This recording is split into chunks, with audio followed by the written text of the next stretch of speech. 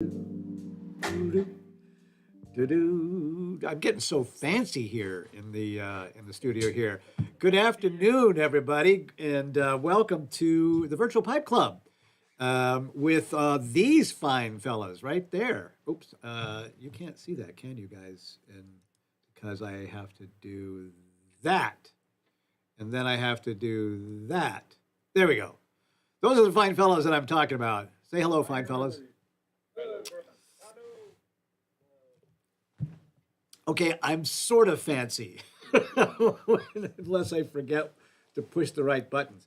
Anyway, it's the 3rd of December, and Christmas time, and I'm David Dorian Ross, still, just in case you've forgotten, and I'm today's host for the Virtual Pipe Club. We are also streaming out live to Facebook and YouTube. And I see we have 3 eyeballs over there. This, by the way, if in case you don't know my worn out, tired joke, when there's an odd number of eyeballs indicated on my live stream, I just think that there are pirates watching. So we have one normal person and 1 pirate. Oh, now there's 5. So we have 2 normal people and 1 pirate, or 3 pirates and 1 normal. I don't know. You do the math. Anyway, um, it's good to be back, and we have a special guest who is going to be here today, Marty Pulvers, and Marty is the former. Is he? I guess is Pulvers prior Briar still a thing, or is he retired? He's still doing that. So he is the owner, the founder, the manager of Pulver's Prior Briar, and he should be on sometime today. He hasn't quite popped in yet, but that's okay, because with all of these fine folks, I figure we could talk a little bit about what you're smoking. Should we do that? And so, gentlemen, you know the drill. If you wouldn't mind. Oops, I can't do that while I'm talking.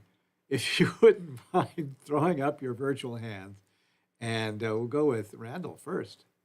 Randall, sir. Good day, folks. Good to see you. Glad we're all together here at this joyous time of the year. Got a frosty one out there today, but she's, I don't know, one's up to like 12 degrees or something. Nothing like what Dave has, I'm sure. He's probably below 0. Anyway, today, this pipe, I like it a lot. It's stamped Von Erich 390003. That means it's from 1993, and it's the 3rd pipe he made of that year.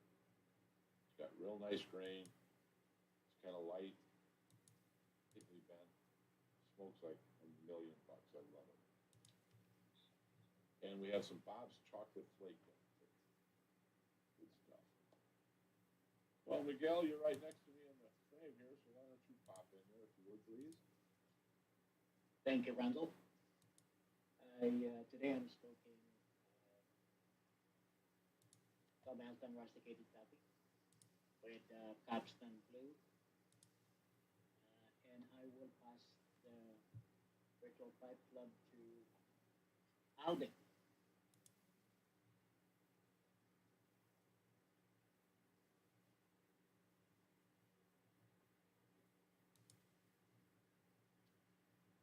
Alvin, you're muted. You're on mute, buddy. Okay, there we go. I've been traveling a lot, so I don't know how many shows I missed, but I checked last week, and I know 2 weeks ago, and you weren't on, and I had to travel again. So here I am back, and it's nice to see all of you. I am smoking my Mark Twain 14V Rua, and I am smoking some Trafalgar. I think that's how you pronounce that. Trafalgar. It's the Griffin Sons, and I'm kind of going through the Griffin Sons English blends that GLP's brought back. Try Trafalgar. How's that? Trafalgar. Okay, got Trafalgar. Yeah, like the Battle of. And through those, and I'm trying to figure out which ones that I like the best. I'm just glad GLP's brought these back. Of course, he does a great job. And let's see. I think I will punt over to Dave. Take it away.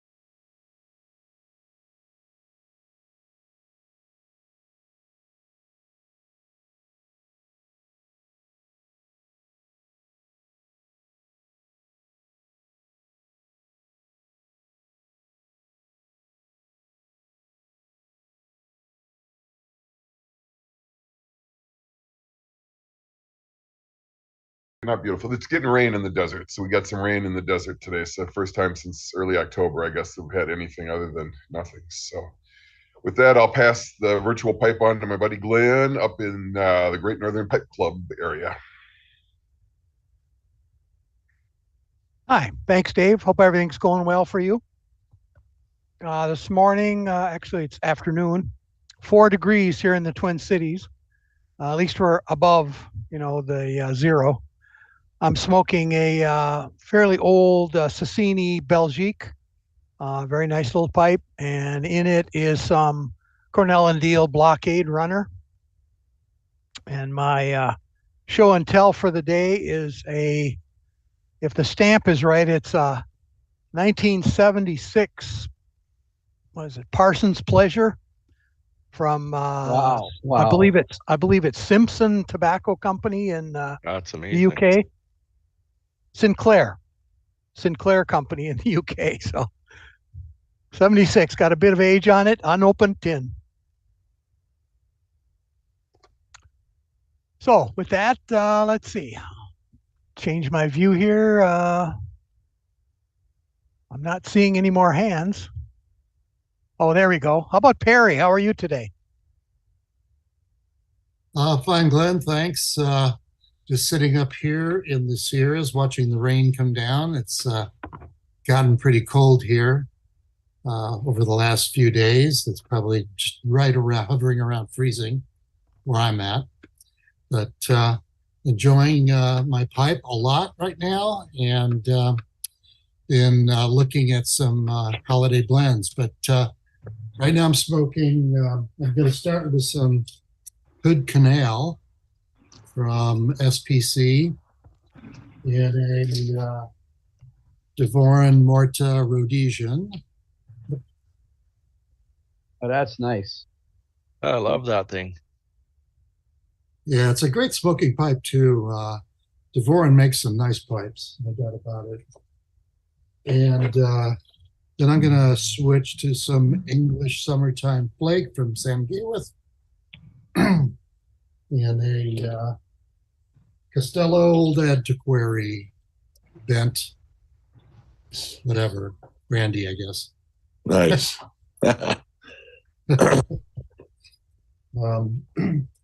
Okay, with that, why don't we hand off to Janos? Kalispera, Spiro. Hi to everybody. I'm ready to break one of my creation. I made 2 of those, and I want to keep one for me, for my collection. And I'm ready to break it with 3 nuns. And I want to say something every year I make a charity raffle. I donate 2 pipes for raffle in 25 of December, and friend of mine donate for Pedersen Savinelli Estate. If anyone want to participate, you can find the link in my Facebook profile. Thank you. And the pipe go to, which one is not there? To Tim. Thank you, Janos.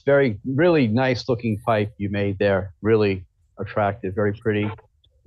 Well, today I'm not smoking, but I'm pretending to smoke this Peterson 302 with some Paredes ampersand. I'm in month 2 of my recovery from dental implants, and I have not been smoking for 2 months, and I have 1 more month to go. Hopefully the dentist will say they're healed and I could smoke a little bit until the next thing. So here's my message. Guys, enjoy your pipes while you can. Take care of your teeth. Try to avoid implants if possible, if you can. So I'm somehow getting through this. I don't know how, but it's happening. But at which point I can smoke again. What am I going to smoke? Let's see. Well, thinking about what's going to be my first go-to. So I just might bring out this Peterson Gold Spigot here. Yeah, I'm not messing around. Or I might, thinking that I haven't smoked in a while, would probably enjoy a big bowl. I might think of this.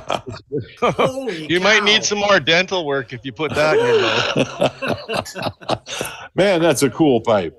What is that? That is a, this is a Mario Grande that I bought as an estate from somebody. It's got really, really nice sandblasting on it. I mean, this is a really neat looking pipe. I mean, it's enormous. I bought it from somebody at the New York Pipe Club at the K Woody show. You know, just a great big poker, which I love those kinds of shapes. So anyway, that's my story for today, but it is great seeing all you guys. And let's see, I think I'm going to pass the pipe over to Zach. Zach, it's nice to see you here again today. Welcome back. Thanks. It's been a while. I think I've seen you more recently at the Columbus show than I've been on here, but I have today some of you might know, a Brian Ruthenberg. Oh, yeah. Kind of a bend. Let me see. Blast is really cool. Color's really cool, even though it's not showing up. Nice ring grain on that thing. Yeah, I just bought this out of a friend of mine, the guy that founded like the Pittsburgh Pipe Club. His estate, he's got hundreds and hundreds of pipes left, and this is the first time I've smoked it. So some Best Brown #2 in it. It's nice to see everybody. It's been probably most of this year since I've been on here. So. And how about Bud? Thanks, Zach. Here in San Diego, it gets down to the 50s and everybody breaks out their jackets and long sleeves and sweaters. And that's kind of what it's been lately. The high was 60 the other day, and that was like, freezing weather for San Diegan. So, I was at my local brick and mortar Liberty Tobacco, and they had a consignment box of pipes, estate pipes, and I picked up a Dunhill red bark, and I've been enjoying it. This is like the second smoke in it, and it has an ebonite stem, and they cleaned up the stem for me. And as soon as I got home, went out in the sun, and it went and turned all green again. You know what I mean? Immediately. and so I've been messed with it a little bit the other day, but I still got some work to do. But I'm smoking some 2022 Thanksgiving Day blend from LJ Peretti, which is a nice blend. I get it every year. I really enjoy it. It's a bunch of early put together. And then my next pipe, I'm gonna smoke our Bones Club pipe with some Ken Byron For Glory, which is a really unusual blend. It's a Virginia Oriental's dark fired, and it has a in a good way, a sour taste. You know what I mean? So you get sour notes when you're smoking it. And it's very unusual. It's quite different. And I bought this when I was at the Las Vegas show. And I tell you, Ken Byron had a blast while he was there. He was way more open than he was the time I'd met him at the last show, which 4 years. So, but he had a end table, and he was selling a lot of tobacco, and I was telling him how much I liked it, and I was buying some more, and he gave me a pack on top of what I bought. Yeah, he's a nice fellow. Just Nice fellow, yeah. really good fellow, and he knows his stuff when it comes to blend, I'll tell you. So that's what I'm doing. I'm going to pass the pipe over to another San Diegan, Farrell. If I can, here we go. Bud was lying. It's cold as hell here. It's 10 below zero. That's right. So I don't know where he is in San Diego, but it's cold as hell. So don't believe a word he's saying. You know what I'm saying? I don't know why he told you it was 60 degrees, because it ain't no 60 degrees. That's number one. Number two is, let's see. Oh yeah, I'm smoking a JHW, and it's a freehand, of course, rather, oh yes, flirty, you know what I'm saying. And I have a few JHWs. I got this at Liberty in a raffle about, 15, 16 years ago. And it's a good smoke. And I'm smoking Wilkie's Butterscotch with a touch of 507c3 Sutliff, because it slows it down a bit and gives it a more nutty, fruity kind of flavor, if you know what I mean. Yes. In any case, it's good to be here. I'm glad I'm seeing all you young folks. I don't know what the hell is going on with pipe smoking in the last 20 years. We got to get some more younger people up in here. I don't know what their problem is, but they need to smoke some pipes. You know what I'm saying? Get some pipes together. Oh, yes. And who can I pass this on to? Who should be the next victim? Let's see. How about Steve Spent? Yes. Hey, thank you, Farrell. Beautiful pipe, by the way. Bud, or Tim, I mean, good luck in your continued successful recovery. I feel for you on that one, pal. Oh, yeah. Hopefully you can still drink. That would be a double whammy if you could. Oh, no, I'm definitely drinking. That's oh, excellent. All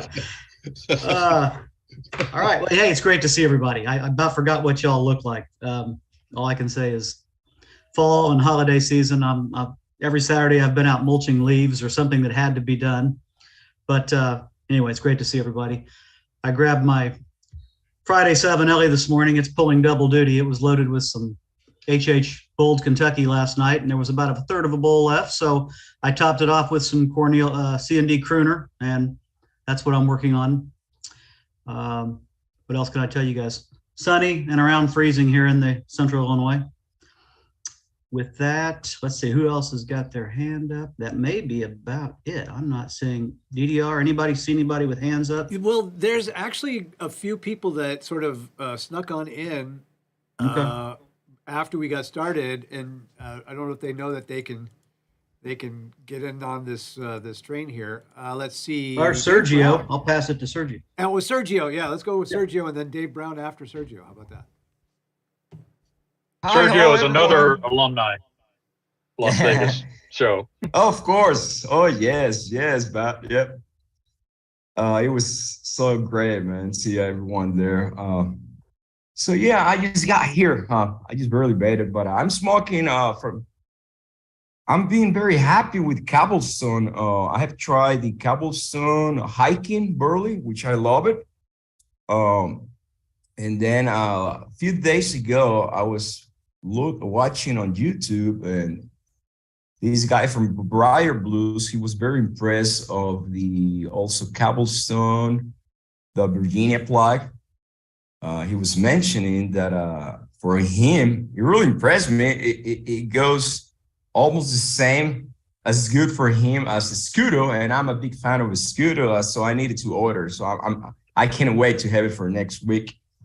So right now I'm smoking Cobblestone of a Burley Black, which is very good. My favorite so far is Hiking, which is also Burley.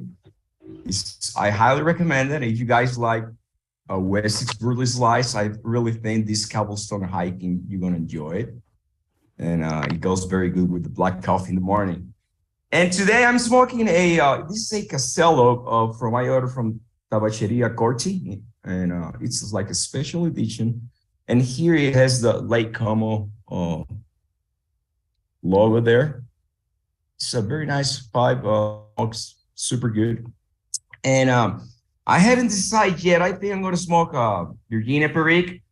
After this one, I think it's gonna be some San Bernard, which I love that stuff. Virginia Perique, I believe it's from Dan Tobacco.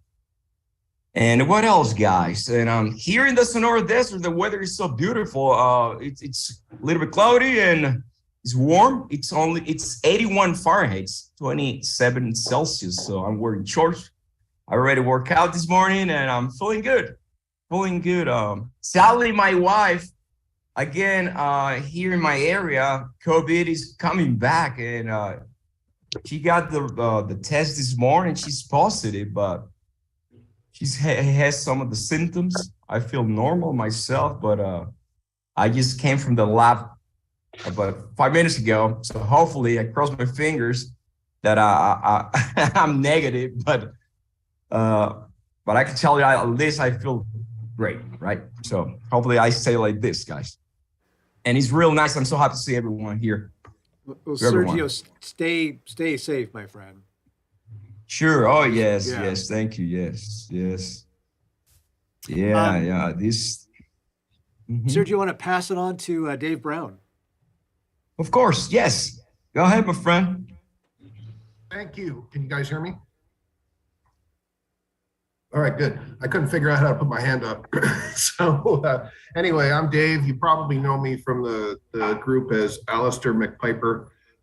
That's my playing around Facebook name for anonymity's sake. I'm in Wichita area. It's pretty nice out today. Oh, okay. Probably like 30 degrees, but sunny, and it was blowing like a banshee last night with 40, 50 mile an hour winds. We're looking to sell it outright, but we don't have the title back from the state yet. Oh, I'm sorry. Somebody else is talking. I'm smoking. No, I'm smoking this estate pipe I got years ago from a place called The Smoker in Albany, New York. It's just marked with St. Cloud and a BC on the side. It's one of my best pipes. I can't remember how much I paid for it. And I'm smoking some Peretti Royal. The sun's pretty bright, but I got a sample of their English sampler pack, and I talked to Steve on the phone, and I told him what I liked, didn't like, that kind of thing, and other tobaccos, and he suggested some and threw in a whole bunch of samples for me. So I got this huge 1 ounce bag of 1 ounce samples from Peretti, and I'm just loving it. It's great stuff. And I heard someone else mention Thanksgiving Day. I got some of that as well, and that blew my mind. So I ordered 2 more cakes of it, and I got those stuffed in jars, cellared. We'll see how that goes. But yeah, first time on the club. Glad to be here. I don't know who to turn it over to next. Well, let's see if I can do the first things first. Is Looks like Mike's Dave, got welcome. his hand up. Mike Sapas. DDR, you're Welcome muted. am I muted? Hold on a second. Hi. Can't find my. Hi, good evening from me as well. It's the first time that I'm joining this group. So my name's Mike. Welcome, Mike. Nice to meet you, buddy. It's very, Welcome, very nice Mike. to be here. Welcome. It's very, very nice to be here, actually. I've been hearing and seeing quite some exciting and inspiring things here. I like it so far. It's really good, really cool. So my introduction is going to be quite simple. I'm smoking one of Janos' pipes. So it's this one here. And I'm working pipes. with some Cavendish that came from my crop that I've actually made. It just came out of the pot today. So yeah, that's it, I think, from me for now. Excellent. What type of leaf did you make the Cavendish from? This is a small experiment that I've been running now with some white barley. Excellent. Yeah. Well, Mike, welcome. It's really nice to see some new faces. So I didn't realize I was on mute before, but Dave Brown, welcome, and Mike, welcome. It's really want to let you know that we appreciate you visiting us. And now, don't be a stranger. Now, once you're in, you can never go back. I'm not quite sure how that phrase goes, but now you're a welcome member. It's very nice to be Okay, here. well, I guess it's down to me, and Marty still hasn't slipped in yet. I've sent him a couple of messages, so I'm hoping that he'll get the link and come and visit us. So I'm going to share my pipe and what I'm smoking today, and then I have a thought maybe we could chat about something. And by the way, I want to acknowledge a few people before I go any further. So first of all, I want to acknowledge Amu Torres for being our guest host. She was the guest host 2 weeks ago, and she's going to be a regular guest host for us. So we're going to trade off, she and I, every 2 weeks. So she'll be here on the 17th with, I think it's the 17th-ish, with her show. And then I'll be back on New Year's Eve, actually, the Saturday the 31st. And we'll have a special sort of end of the year kickoff 2023 in style kind of show. I'm not quite sure what we'll do yet. We might even do a giveaway or something like that. And then the other people that I want to acknowledge is my friends Miguel and Tim.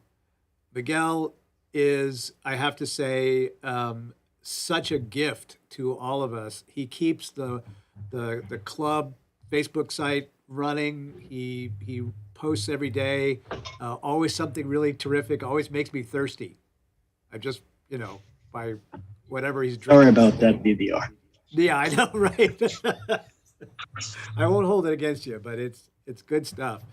And then also Tim, who is sort of a behind the scenes guy. He's so supportive of everybody who comes on. He answers questions left and right. He makes these amazing suggestions for our guest speakers. So, those two gentlemen are really, as I've been taking a little time to, refresh myself and keep my day job going and get some of my excitement back for the club, they've been really keeping this together. So I really want to acknowledge all three of those people. And so thank you guys. Thank you. Big time. Thank you. Thank you, guys. Thanks, gentlemen. Thank you, Jed. Yeah. So today I am smoking. I'm smoking bud. I don't know if you can see.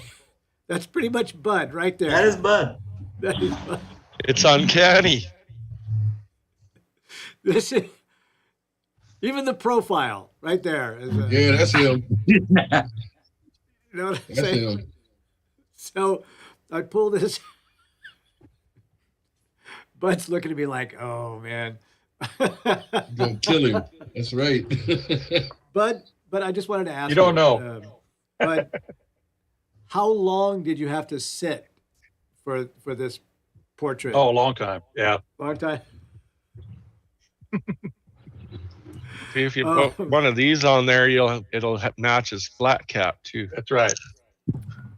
I think need a I big have mirror one of shop those like sitting that. around here somewhere. I really do. Should we be thankful it's from the head up? I pull this out once a year. You can't even. I don't even have much color on it, so because I don't smoke it that often. So once a year I pull this out, and I'm smoking this the rest of this month. And Bud pipe. Lord, by the way, I just saw Marty slide in here, so I won't ask my other question. But my other question was going to be about holiday blends that you might. I saw a couple of guys smoking Thanksgiving. I was smoking Thanksgiving already. I think 2019 I had. But I've really been trying out all of the Christmas and whatever blends that I've got hanging around here, and I've come to the conclusion that this year this is my favorite: corncob pipe and a button nose, Cornell and Deal, a sort of a medium flavor and light strength, but flavorful, but pleasant to the taste buds. Very nice tin note, very nice room note, and so for me, that's what I'm smoking today, and probably will smoke quite a bit of until the end of the year. That's a good one, DDR. That's a good one. I see, Bud. Did you have a hand up there? Yeah, I was going to say, speaking of C&D, we just had Joe Fabian and Jeremy Reeves at our Liberty Tobacco at one of our pipe club meetings, and Jeremy put on a blending, put together a blend, with all the components, and had to smoke each component and all that kind of stuff. If you ever get a chance to see one of his blending presentations, definitely go see it, because he answered a ton of questions and it was really quite amazing. In fact, I normally our meetings are over around 4 o'clock or so. Everybody wanders out. I was there till 7 o'clock, and then he happened to text Jeff Graysick, who lives in the area, and Jeff pops in too, and so he was there for about an hour and a half. The three of them talking about the business and pipe making and pipe blending and pipe business itself, Joe Fabian being a Lusardi Western region representative. It was pretty amazing, to hear all that inside talk, as it were. So definitely, if you have a pipe club and you can get those guys to stop by, do that, because it was awesome. Jeremy is a remarkably generous fellow. He'll just sit and tell you just about everything, and he'll. I remember sitting down with him in his very sort of. I don't think he is originally from the South. I'm pretty sure that I remember, but he has adopted this, or maybe always had this very slow and unhurried way of talking. And he says, I probably shouldn't tell you this part here, but then he goes and tells me all about the details. So, yeah, I agree, but it's wonderful to sit with him and hear his stories. Speaking of stories, our special guest has arrived, and I'd like to take this opportunity to welcome him and tell him he's a return guest. He needs 3 more times as a return guest before he gets the special jacket. But but in the meantime, in case you wondered what a life in pipes looks like, here he is, Marty Pulvers. DDR, thank you. I guess I am a return guest. I negotiated for twice the honorarium that DDR paid the first time, and he agreed, so here I am. I did say that I would present my life in pipes. Why a life in pipes? The last time I was here, I told a lot of stories that seemed to go over well, and hopefully I'll get some good stories in this time.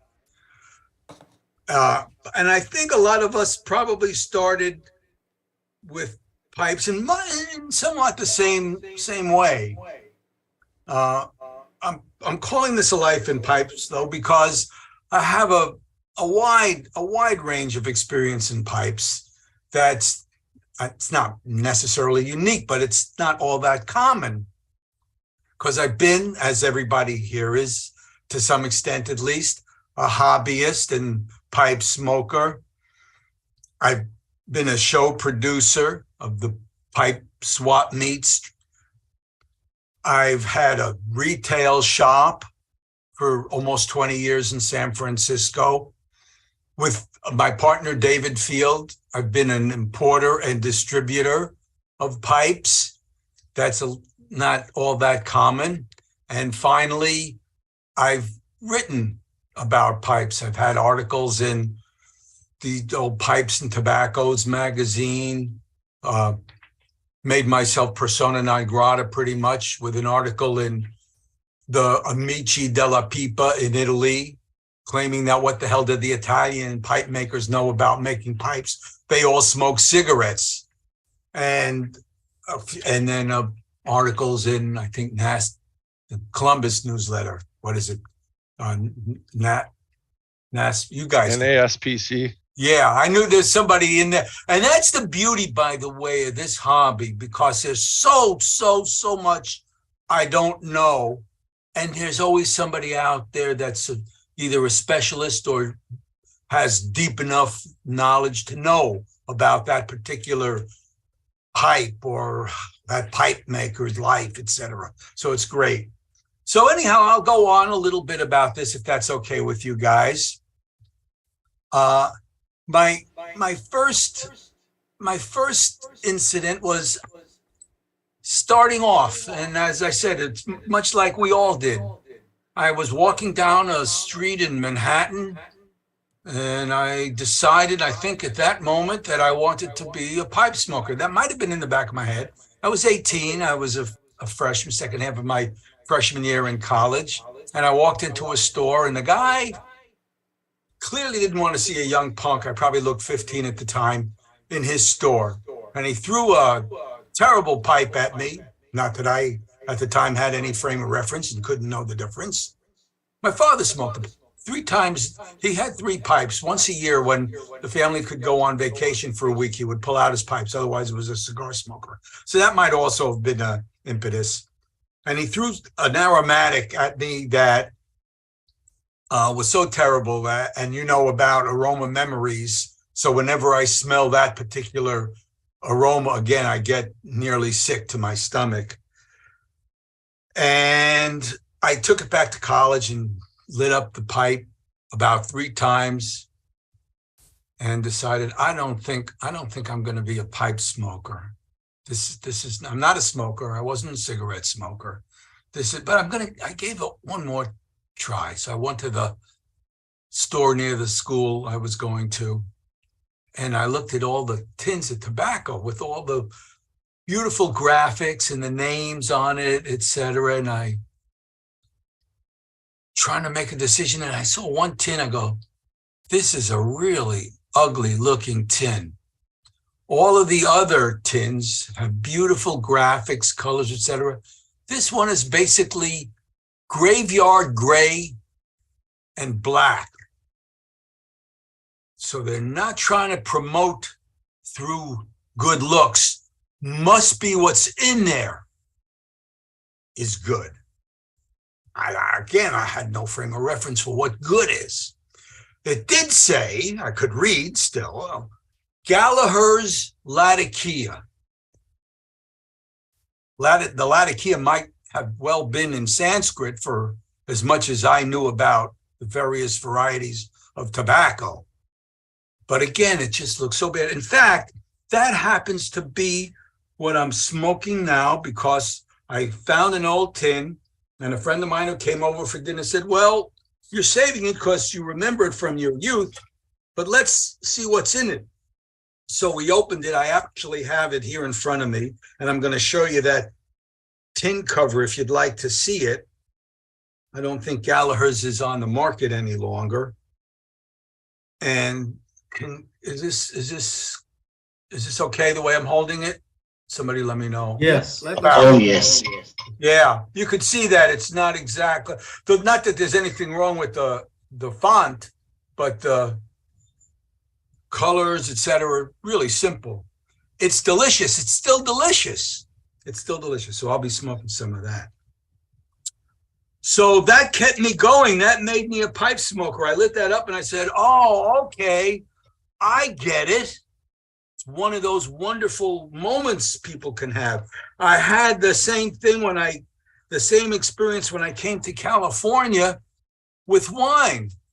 I kept buying wine, trying to find out what is it that people love about this drink. I remember one time ordering 3 bottles at the counter, and the clerk said, "Wow, these are good." I don't even know what I'm getting. But 1970, which was a great year for California Cabernet, I picked up again by accident a Pedroncelli Cabernet. Tasted it and go, okay, I get what it is about wine now, and I now enjoy wine. I enjoy a good beer. So anyhow, that's how I got to be a pipe smoker. Then I got some better pipes than the one the counterman threw at me. A friend of mine worked as a clerk in a department store that had a pipe counter, and I got a few 1961 Dunhill shells, which I still have, because I'm not that, what's the word? I'm losing, at this age, I'm losing words the way Lake Mead is losing water. Farrell knows where Lake Mead is. It's in Vegas, and it's pretty dry. But the 61 Dunhill shells smoke great. What was the word I was looking for? I don't flit from pipe to pipe. I stick with what I have. If it's old clothes and they're comfortable, I like them. Old pipes and they're comfortable, I like them. New pipes, I'm not so necessarily crazy about, although some of them really look good, and there are wonderful new carvers out there. So you support those guys if that's your taste. I can understand that. But I'm still smoking those old pipes. This is one. In fact, it was Dave Peterson that just called and reminded me to get on here. And this is one that an old mentor of mine and friend sent me, Fred Janusik, and he gave it up because it's got a crack and a repair band, and I don't know, that may have offended him. Doesn't bother me in the least. Smokes well. So that's how I got to the kinds of pipes that I like, again by accident. This friend had access to the Dunhills in the store at a very good price, and I picked up a couple, and I said, "Oh, these smoke well. They smoke very well with the Latakia," and that's how I kept going. I also kept the same wife for 50 years, so I'm not as I said, I don't flit around. Kind of like Marty, go ahead, DDR. I was going to ask that question. That you beat me to it, but I wasn't sure if that would be respectful enough. But you answered my question there. Oh yeah. DDR, anything is fine.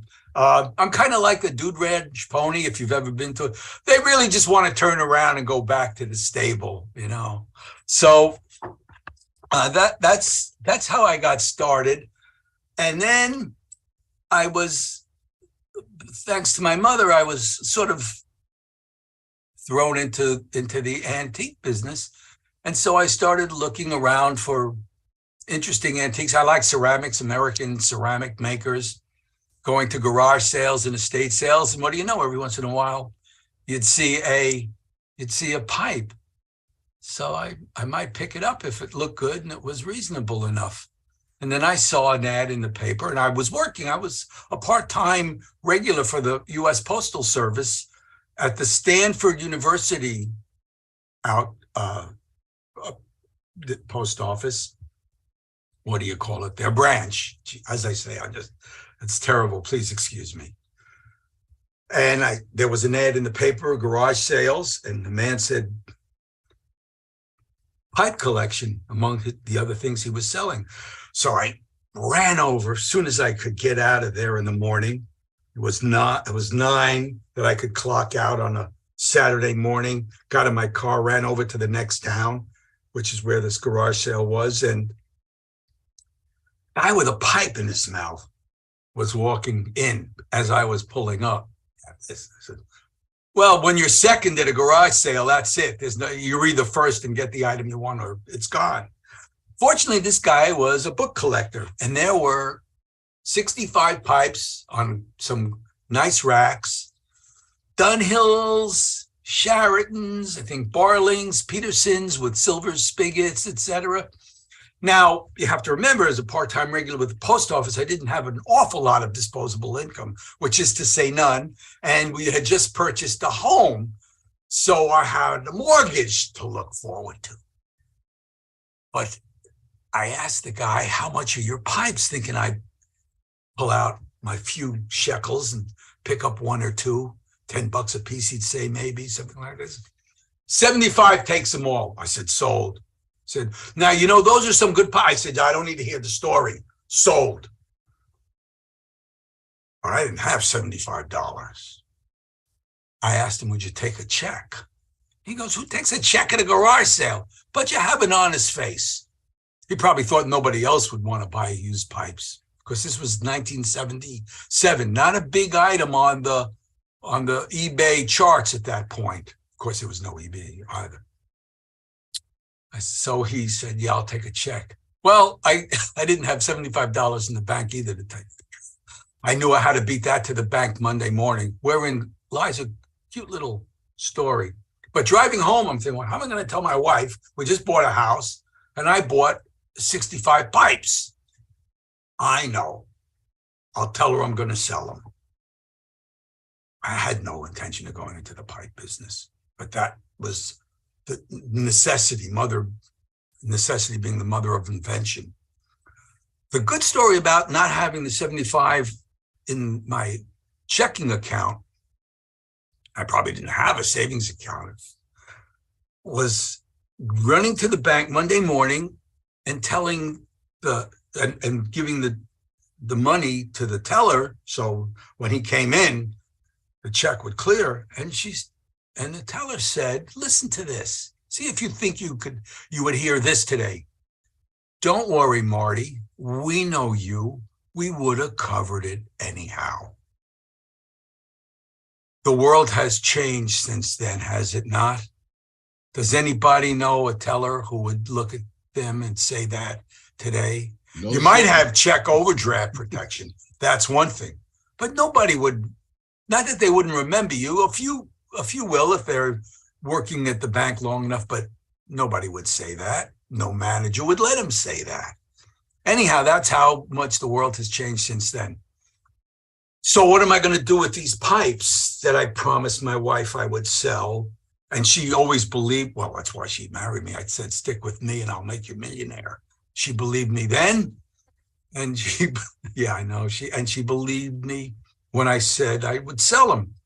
I thought, well, Intellectual magazine, there are guys who hang around smoking pipes, intellectuals like the New Republic. So I put an ad in the back page, classified, and got some responses.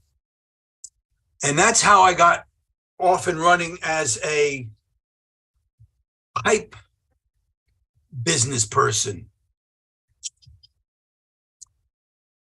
Is everybody bored to death here? Do you want to stop and ask questions, or no? I'm fascinated by this.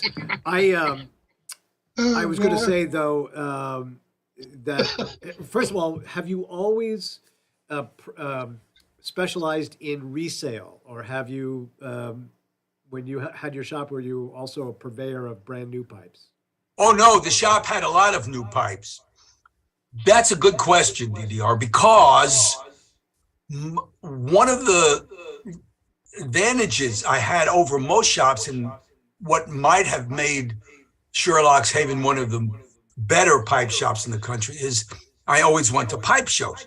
Going to pipe shows, going to the Dortmund pipe show in Germany, taking trips to Europe and seeing the pipe makers there and in Italy, allowed me to pick up pipes that were not in most stores. Most retailers, sadly, don't know how to get off their fat asses and go to these shows and put themselves out there and learn about pipes and learn about the pipe makers and bring in something other than the standard pipes that the salesmen bring them.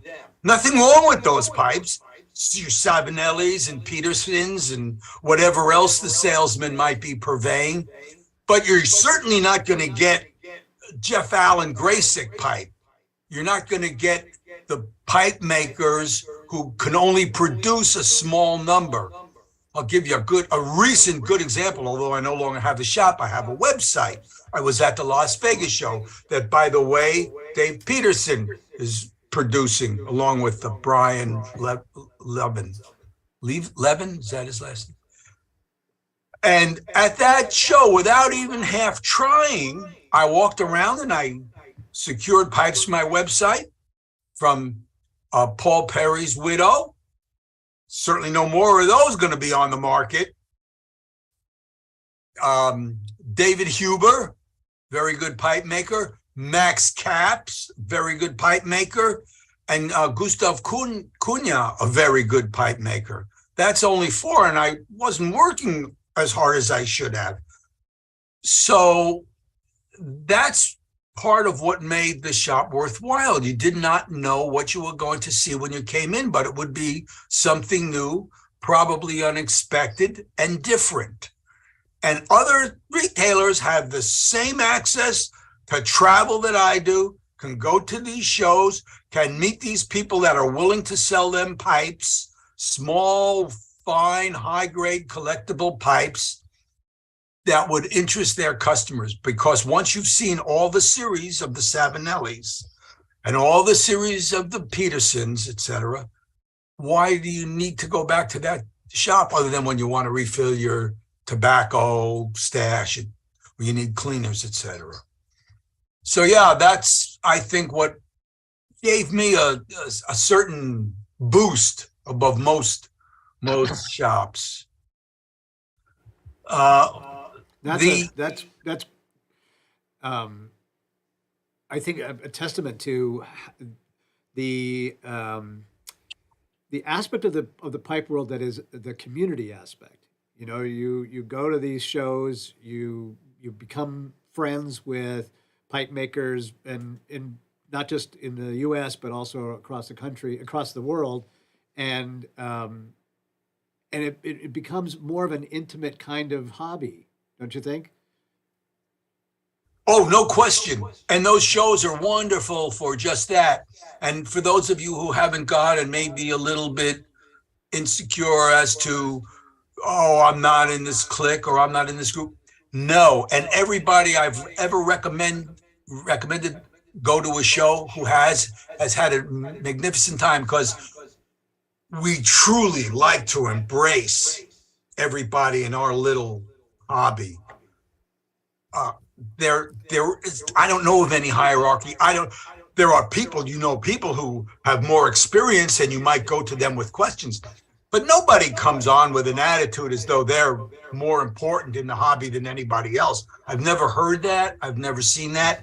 I think I'd be particularly sensitive to that because I really don't like that. I don't like pretension. I agree. The only person that I know who does that is Dave Peterson.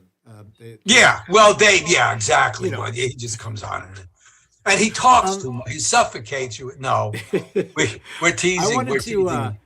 I wanted to open this up to the rest of the guys here who are seriously listening on the edge of their seats. But if you've got some questions or want to ask Marty about anything up to this point, he's still got more stories, and we got a good half hour yet before we are heading to the end of the show. So let me just open it up to everybody else.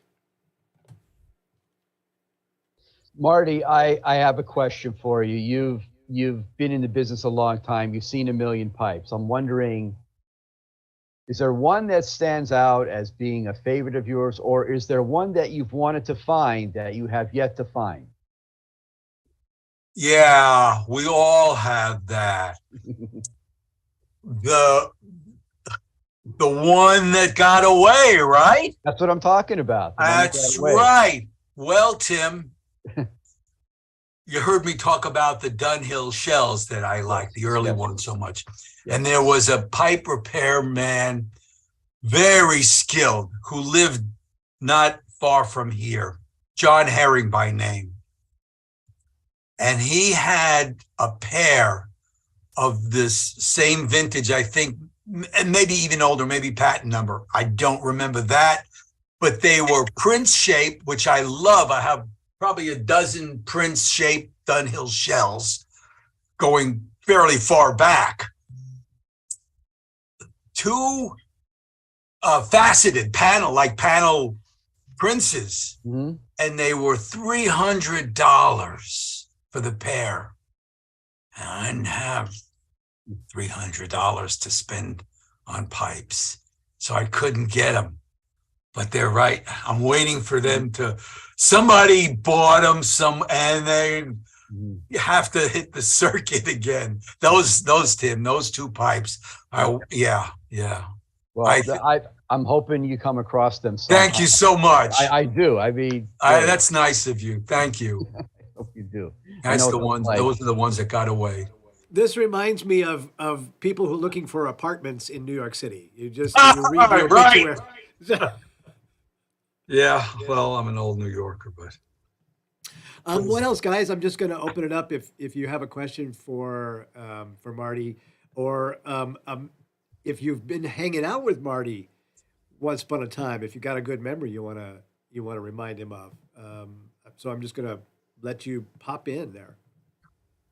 Marty. Met Marty at Columbus a long time ago when we were living there. And we've communicated over the years.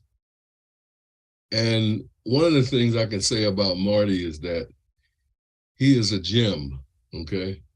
A wealth of information on pipes and the industry. You heard about his experience. It spans the gamut. But the interesting thing about Marty and about most of the people, I'd say 97, 98, 99% of the people involved with pipe smoking and selling and carving, is that they're very welcoming people. I've never met anybody in my travels that has been even persnickety, let's say. Met some really good people, even strangers at a bus stop in New York, smoking a pipe that you never even laid eyes on before in your life. And you exchange conversation about what you're smoking and whatever. But Marty's a gem in a lot of ways. And I think it was him that first started talking about traveling to Europe. And I remembered that my wife had spent her youth, because her father was stationed in Italy. And one of my dreams, and I put it in the chat, was to have a Vespa scooter and a bag of money, riding up in the mountains in Italy, hitting all the different pipe makers, some of whom we may never even know, and also going to the Savinelli factory and visiting my friend Alberto Bonafiglioli, because he invited me there to play cards and take a nap. Anyway, bottom line is, you're a treasure, my friend. Thank you, Farrell. So just stay safe and hang in there. I'll be spending some time, I think, with Alberto. I'm going to Bologna in March. Oh, yeah. Well, tell him I said hi. Oh, I will. When I first met him, he wasn't speaking much English, but he had a woman with him that was interpreting. And I saw a pipe I liked. And he not only gave me the pipe, he gave me a photograph of the pipe. And that's when, through her, he invited me to the shop. So I got to make good on that promise. I got to hurry up. But yeah, that's the dream. So one of these days, I may pop up in Italy.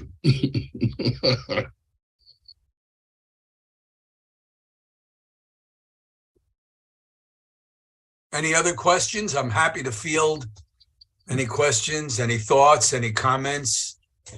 I just was going to chime in with you were lost for words there about your inability to, or your unwillingness to switch to different pipes. A good adjective is inexorable. Thank you. Thank you.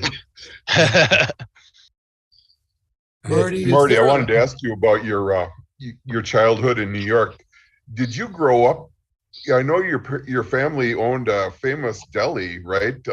Did you grow up in that business then, or how did that Yes, work? it's not a past tense. It's in its fourth generation. Yeah, I've Not- looked it up online and stuff. It looks, I can't wait to get back to New York because that's one of the stops I'm going to make. So Yeah, it's now with the new generation. So my cousin was the last one my age. He was third. I think Mark is 3 years younger than me. Now his daughter and nephew run it, and they're new and they're vital and they're full of energy. And it was one small store in the Lower East Side of Manhattan, old downtown Manhattan. Well, these youngsters have expanded, so they've got other locations. They've got a central warehouse in the old Brooklyn shipyards, which has been rejuvenated.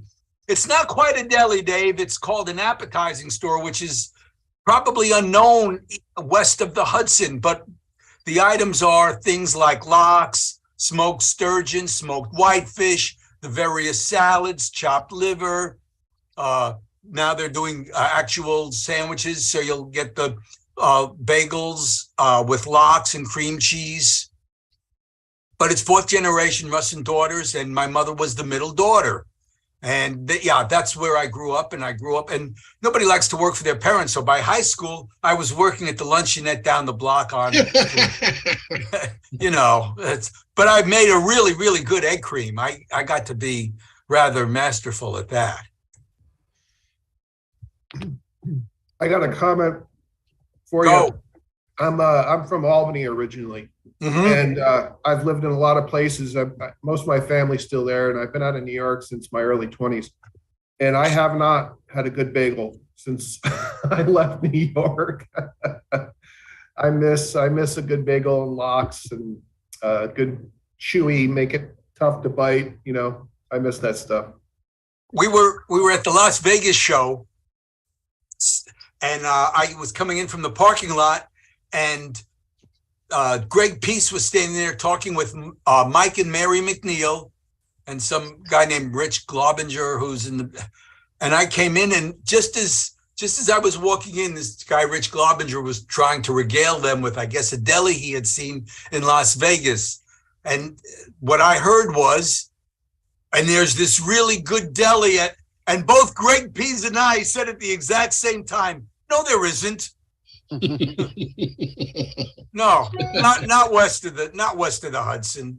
Actually, there are some good ones. There's some good ones. I'm pretty sure in LA. Farrell may know some of those down in Southern Cal, and huh, Farrell? And there's a famous one in Houston. Houston food scene is really improved, isn't it? If anybody Austin too from that area. I was very impressed the time we had the RTDA there. Not by the old town, which hadn't really been fully developed. I don't know how it is now. But by some of the food, I thought they did a very good job. And I think Tex-Mex and other things are really top notch there. So I wanted, and Kenny and Ziggy's, or Ziggy's and I think it's Kenny and Ziggy's. He's an old New Yorker though. So he picked up his deli, what do they call it? Your his chops there. Go ahead, DDR, you wanted to. Nope, you're muted. You're on mute, DDR. There we go. I was saying my pop grew up in Brooklyn, but then he was a West Coast transplant. And I grew up in Portland, where there was at one time a fantastic New York style deli called Rose's. And then they kind of went downhill, and I haven't found another deli on the West Coast anywhere that that brings back the right memory. You know what I mean? It's a sad day. But that wasn't my question.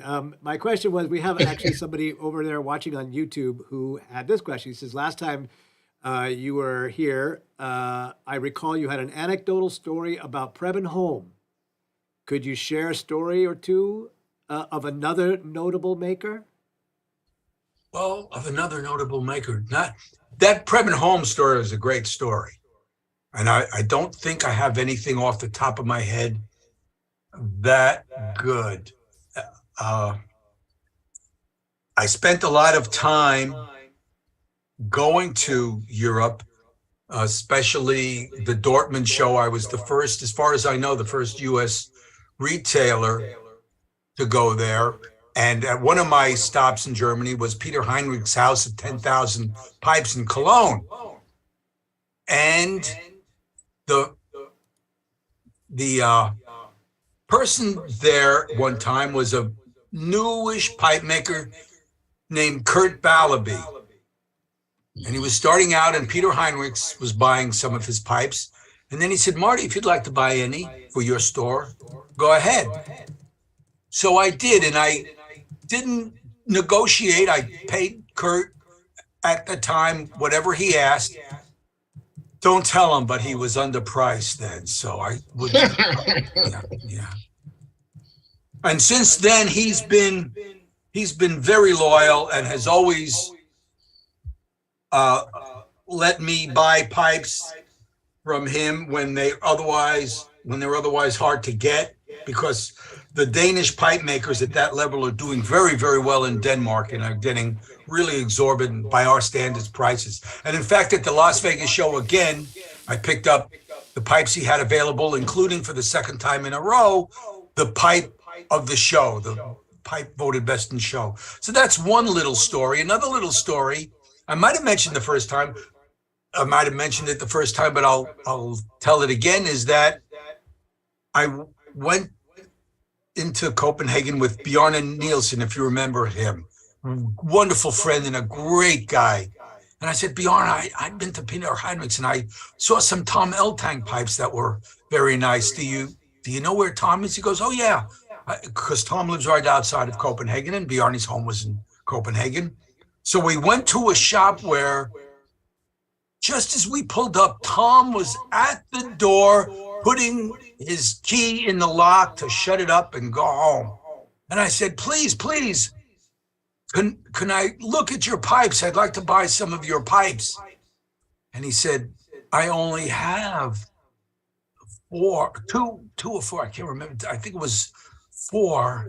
And I'm really not making pipes now. There's no interest in my pipes. I'm basically surviving by being a cabinet maker and making woodwork for kitchens, etc. And he was doing repair work for Stanwell and designing for Stanwell, which certainly was in business in Denmark at the time. But there was not a market for the high-end pipes that we know of now as being so much in demand.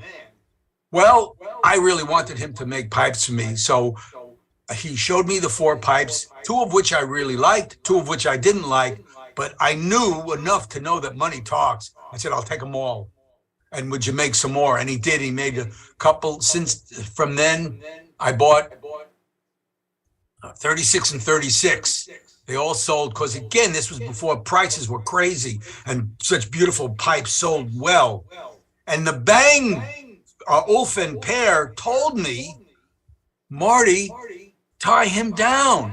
Be his exclusive buyer and then importer and distributor for the U.S. But unfortunately, to do so would have taken a degree of intelligence that I just didn't have at the time. And I didn't tie him down. And of course, his pipes became harder and harder to acquire.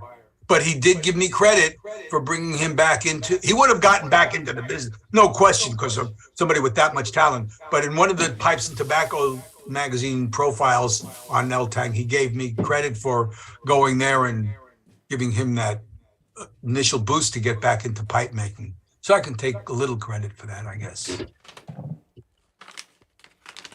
I just want to say something about Marty. Thank you again for being here. I love listening to you and your stories. I don't know if you guys know Pulver's Briar, where Marty actually sells some pipes that are reasonably priced. But as an e-commerce Marty, every time I visited your website, if you don't mind, if you indulge me, I just want to read basically what it says on your website that I love reading over and over again. If you see a pipe you would like to buy, The simplest method would be to contact me by email or phone. In cases where two or more people want the same price, I will always honor the first request. This is the best part of it. If you are my mother and ask second, don't expect preferential treatment. That for me, I have to be honest with you, Marty. Every time I go to your website, sir, it's just pretty amazing. I mean, you are in e-commerce, and every time I read this, it's just so fantastic. Actually, reading it every time. Thank you. The man is nuts. That's why he's nuts. Yeah, yeah. That's a good story. Marty, it's Alvin from Texas. Just a quick comment. You know, I've had an opportunity to chat with Mike Lucklick over at Briar Blues on several occasions, and more than once he has mentioned I'd ask him about a pipe, and he didn't really have what I was looking for, and he said, you know, you should go over to Marty's site, because he has a lot of good. He might have some pipes similar to that, and he has very good prices on his pipes. So I just want to applaud you for that, getting a referral from. I get almost another competitor, but apparently somebody that respects you a great deal. Oh, we're good friends. Yeah. There's no two pipes alike, so it's silly to think that there's a competitor, because right.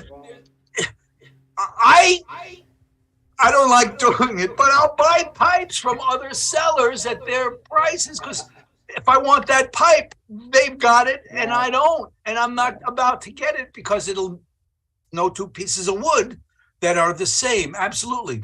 Talking about that and stories, there was a very good shop down here run by Donna Brown, a good friend of mine. We spent a lot of time together fighting a bad proposition that wanted to tax the bejesus out of us. And we would ride from south of San Francisco to Sacramento together. So I guess it was about 2 hours one way, something like that. So we got to be good friends. But she hated the fact that there were pipe shows and people were spending money, not in her shop, but at shows like the Las Vegas show, Chicago show. You know what I'm talking about. And I couldn't get into her head that those shows didn't take money out of her pocket.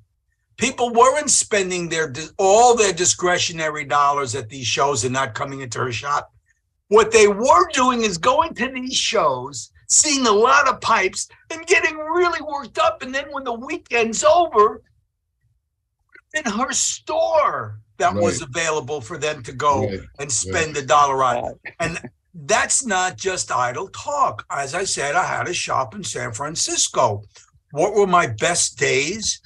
Quite often the Monday after the Vegas show, I'd come back to the shop and guys would come in, what do you got, Marty? Because they're still eager to look at pipes and buy a pipe. So no, that goes back to the kind of community we are.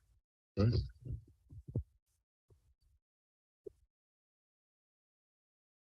Talking about the show, since there's a little silence, I'll tell you what got me into that aspect of the business. If there's a few minutes, and if you want to cut me off, that's okay too. No, you got time. We're going to keep it going for as long as you've got breath there. Go ahead and tell me your. No, I shouldn't say that because I know that Marty's got a lot of breath. So I'd love to hear what you were about to say, but right after that, I want to know what you're up to right now. Like what's the. Well, the quick story is, well, I'm going to come back to that story. That'll be there. So when you say what I'm up to right now, I still have my website. It looks like I'll be jockeying for a few more of the good pipe makers, craftsmen to put on my pipe as new pipes. But I'm still hoping to get great old pipes, because if I can buy them properly, I can sell them at good prices. And I really like putting them into the hands of people that are appreciating them. I like putting them up at prices that are appealing. That's my sort of philosophy. I don't know how many of you guys actually need another pipe? My guess is not a big percentage of you do. So if it's an appealing, you might look at it. I'm gonna tell my. What am I gonna tell my ever? But how can I pass up a beautiful GBD at that price? So in that sense, I'm an SOB, right? I'm really trying to extricate the money out of your pocket, but in a nice way, guys. So that's what I want to do. But understand that I don't like to buy pipes. I get requests, Marty, do you buy used pipes? Yes, I do. But I don't buy them from you, the collector. I buy them from your widow, who believes that you paid what you told her you paid for them and is willing to accept my offer. So that DDR is pretty much what I'm up to. My weaseled little heart is still functioning in the same old way. I'm not the good guy that Farrell wants to paint me as. I'm sorry, I couldn't help myself. No, but I do like making good pipes available. That's I don't know why. And I never get tired of looking in the same drawer the 61st time. You would think I would be tired. I've seen that pipe 200 times. I found my métier, as the French put it. It's something I'm very happy about having done for all these years. That's awesome. Listen, I see a couple guys with their hands up. Dave, do you have a question for Marty? Yeah, I don't know if you're going to cover it when you're talking again, but how does somebody from the city end up in San Francisco? This was easy. This was easy. The United States Army, actually the Marines too, needed bodies in 1966. And so I was impressed into military service. And as I was lined up with the other guys being drafted, they were having us count off 1, 2, 3 Marine, 1, 2, 3 Marine, 1, 2, and I'm going, oh my God, I don't even wow. But I got into the Army, and I think they realized, despite the need for bodies in Vietnam, that if somebody shot at me, I would have crapped my pants, stunk it up for the whole platoon.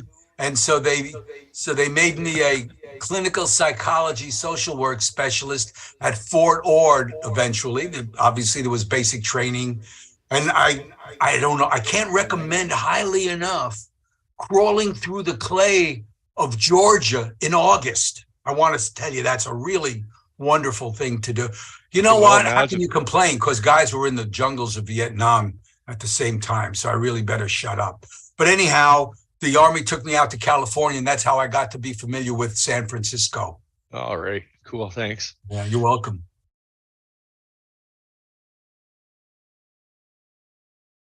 Little silent. Go ahead, DDR. You had a question? I said I had thought there was another. Oh, yeah, there's a hand up. Dave Brown. Yeah, Dave Brown. Go ahead, sir.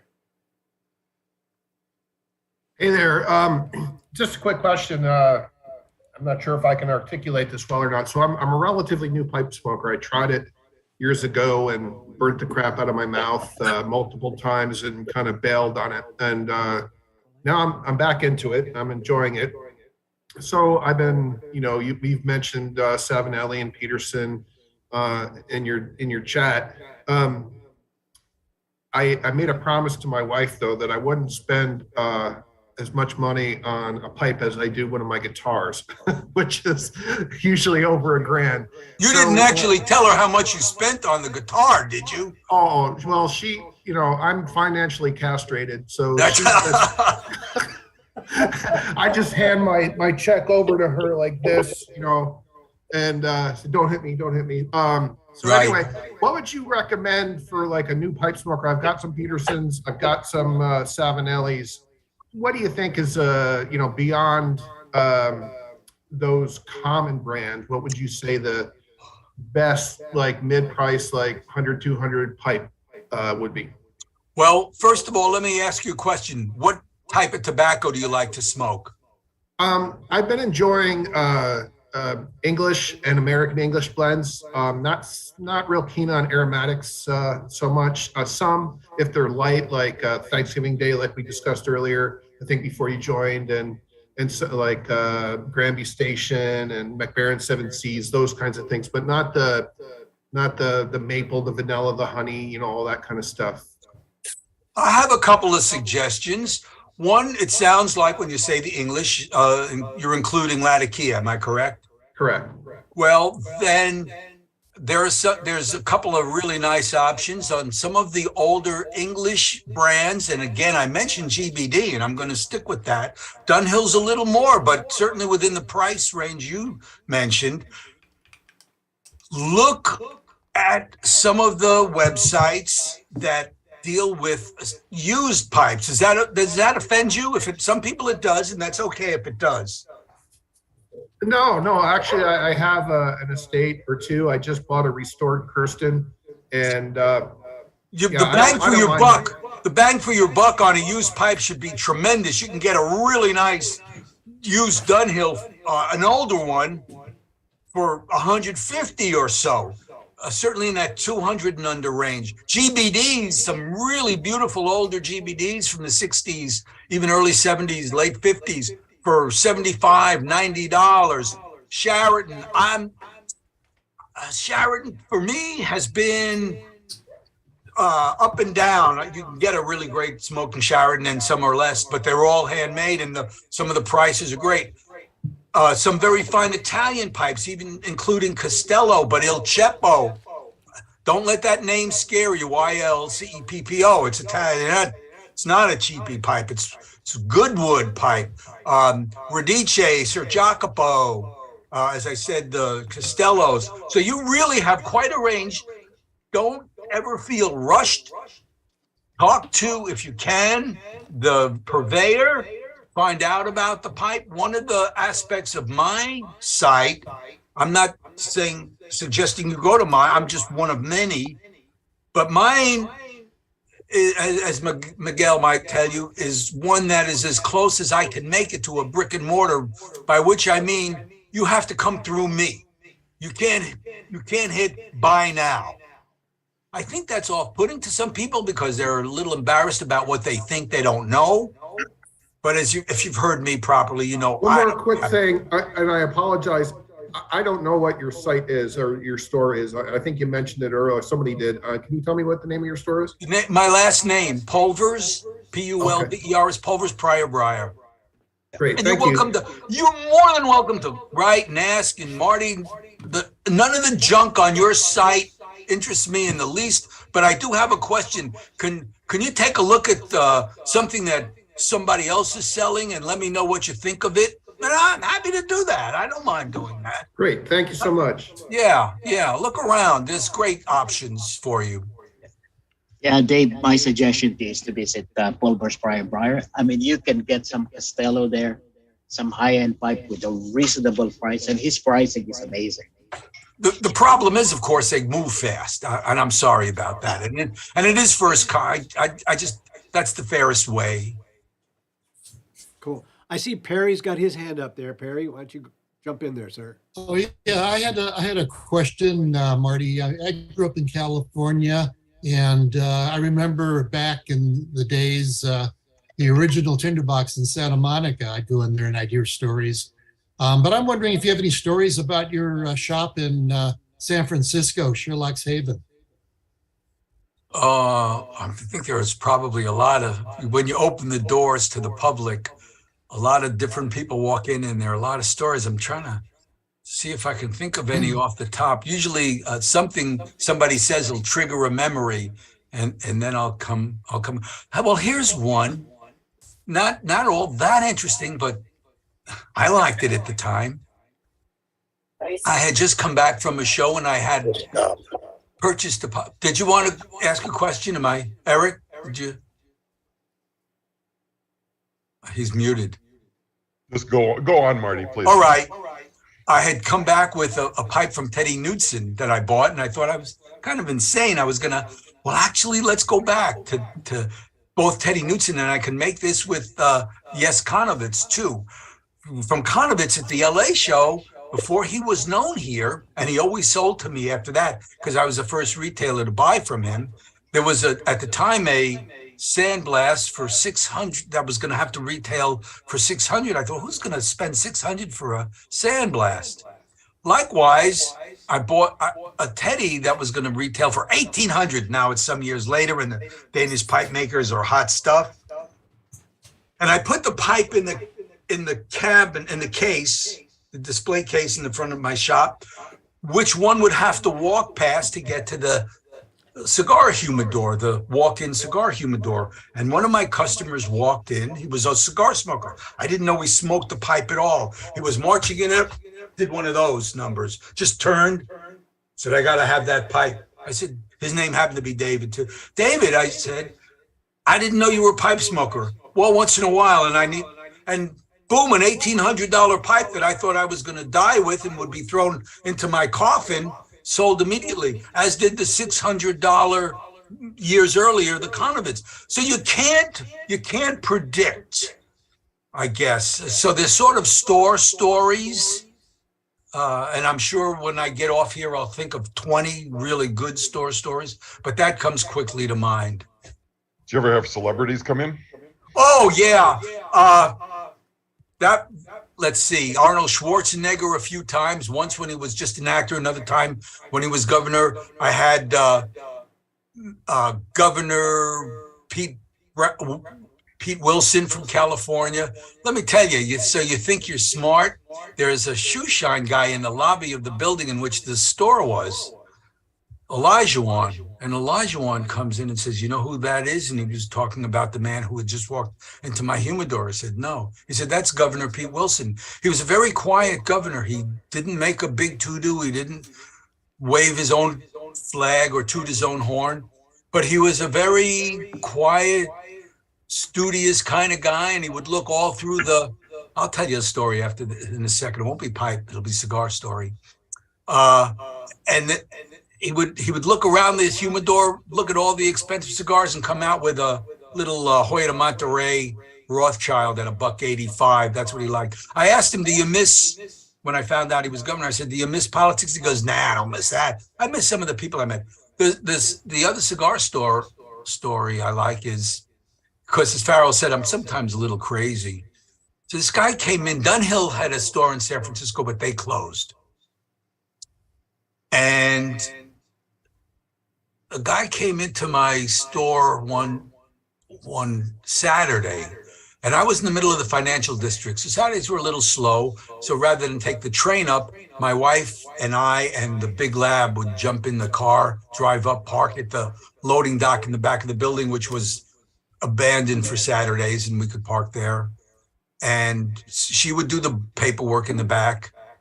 And I would be in front of, as usual.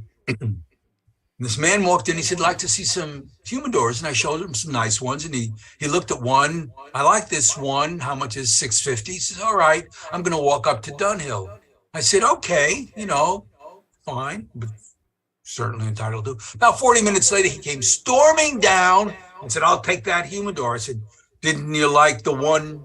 And didn't you like anything at Dunhill? He goes, I did. In fact, they had one that I liked better than this. But when I asked him about how it worked, the guy spoke to me like I was a moron and didn't want. So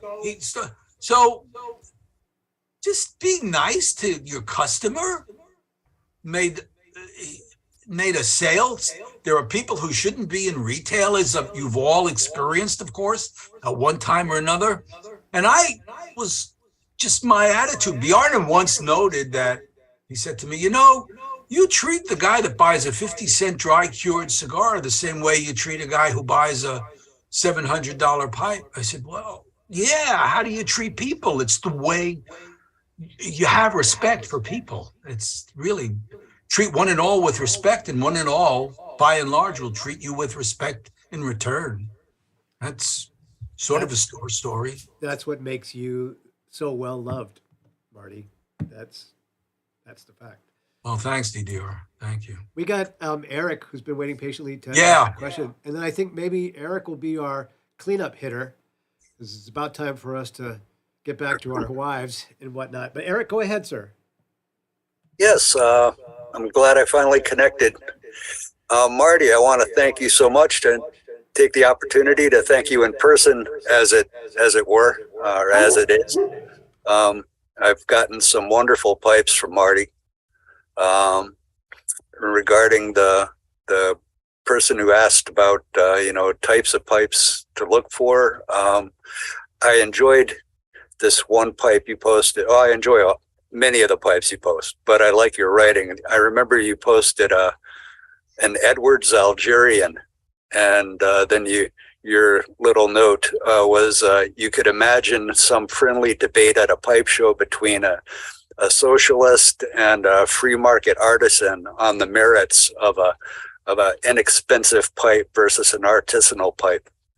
And I've got great smokers that are very inexpensive, and I really enjoy the artisanal or high-end pipes too. So I just wanted to thank you, and I appreciate that, as was mentioned about your sites. When you say a pipe, when you describe a pipe as having an open or a wide open draw, there's no kidding there. So I bought pipes from other makers or other outlets, and can't always guarantee how good that draw is going to be from them, despite what they say. But you're appreciated, Marty. Thank you very much. Eric, it's good seeing you now. I can put a face to the correspondence that we sometimes have. Always, it's a pleasure corresponding with my customers. Regarding saying it's an open draw, and I am serious about that, and if the pipe has flaws that I see, I describe them. They're not all the best pipes. If they're all the best, then none is the best. That's a silly way of presenting your product. And I've said, this is about the ugliest pipe I've ever seen. And do you think that hurts the sale? Not at all. Now, I try to price it in accordance with what I think of it. So I'm experienced enough not to rely on the stamping. I can talk about the intrinsic quality of a pipe, and I don't need to be told it's a special or it's an executive or it's a selected. I know what it is. I can see it. I've got the pipe in my hand, and the customer's going to get it in their hand too. So cheat the government if you can get away with it. And I did not say that on this site, but never cheat your customer that's keeping you going.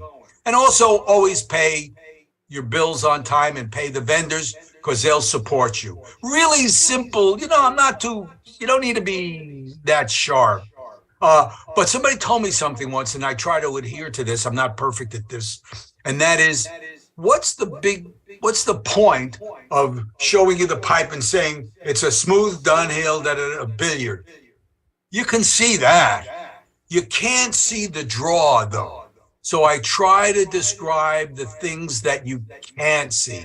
No sense in telling you what your eyes can also tell you. I do that. You can't get away. And by the way, talking about saying it's a billiard, I started off long enough ago, so I actually had a hand type on typewriters the lists that I was sending out.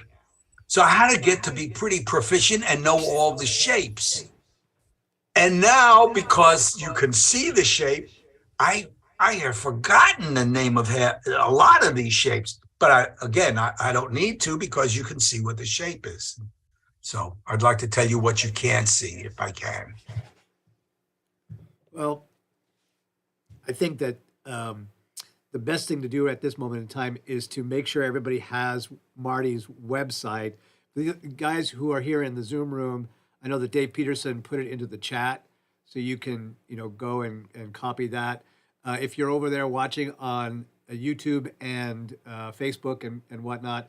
By the way, I just want to say thank you to all those guys who've been participating in the chat over here. Marty, we've got somebody named Troy the Pickled Man, and he says, thank you for sharing your stories. So I want to say it's been really, it's always great to see everybody over on the live stream participating as well. The website is Pulvers Briar. And that's .com. Is that right, Marty? Yes, it is. Okay. So pulversbriar.com. I just heard did somebody have a last? Dave, last I word? had prepared an excuse for you if the program didn't work well today, if it was a crappy performance or turnout. I was going to say, what do you expect? It's the 3rd of December. Oh.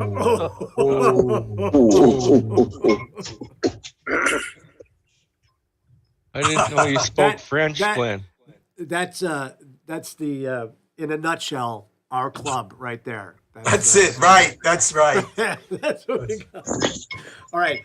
Here's the way that I usually wrap up. First of all, I want to say a huge, huge thank you to Marty for being our guest once again. I forget, it's been such a long time. I shouldn't let there be such a long gap between having you on, because I forget how great your stories are. I'm sitting here completely enwrapped. So thank you for being our guest today. Just at the very beginning of the meeting today, when everybody's going around and sharing what they were smoking today, Sergio happened to mention that his wife tested positive for COVID today, and cross your fingers he hasn't tested positive and he's feeling good. Negative. I got the results, eh? You got your I'm results? negative. Yes. Negative. Yes, sir. All right. Thank So you. that's a positive for being negative. I'll let that sink in. You'll get the joke on the way home. But the message is it's still out there. It's still out there. And so do what you need to do to stay safe. Wash your hands, do the thing, get the shot, I don't care what you do. Just stay safe. Stay safe. Because I love you and I want to see you back. So anyway, that's all we got for today. Have a wonderful holiday. I won't see you until New Year's Eve, when I've already been thinking about some giveaways that I want to do. I think we'll do them in tangent, or in tandem is what I meant to say, with Janos's charity that he's working on. So stay tuned for that. I'll put out some notices before the day. In the meantime, be safe, and I'll see you guys soon. Thank you all so much. Thank you, Marty. Thank you. Thank you so much. Great crew. You're fantastic, Marty. Thank you. And Miguel, you're always so kind. It was nice to see you guys. You guys have a good week, and we'll see you next time. Merry Christmas. Merry Christmas. Happy, healthy, Merry Christmas, healthy Happy New Year. Hanukkah, and all that stuff to everybody. Good to see you. All right. Don't test it. Don't test anymore, Dave. Don't do That's any test. Ciao, ciao. Thanks. Bye.